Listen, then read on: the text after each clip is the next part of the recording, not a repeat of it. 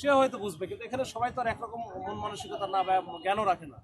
ও খুবই উচ্ছৃঙ্খল টাইপের, অল্প কয়েকজন, কিন্তু তারা আমাদের পুলিশের ওখানে বহু আছে, তারপর আটকাইতে পারতেছে না। এই যে সেদিনও কয়েকজন ওসি নিজে যে মারটা খাইছে, কলমের গুদাম আছে, তার তো জীবনে যায় যায় অবস্থা হয়ে গেছে। এটা হয়ে গেছে হয়তো, এটা তো আমরা যে কাজটা, হ্যাঁ এটা করবে, যে কাজটা আমি করতে পারি এখন ভাইয়া, এই যে রাইসুল ভাই এখন যে কাজটা করতে পারি, আমরা এটা সব ছেড়ে দিতে পারি। হ্যাঁ, ওইখানেও ছেড়ে দিলাম, ছেড়ে দেওয়ার পরে আপনাদের জায়গাগুলোর মধ্যে আপনারা থাকেন, সিট থাকেন, বাট উনাদের জায়গাটাও কিন্তু আপনার মানে সবারই বিবেচনা করতে হবে। ওনাদের স্বার্থের বিষয়, আমার তো নিজের স্বার্থ না, এটা দেশের স্বার্থের জন্য আমরা করতেছি।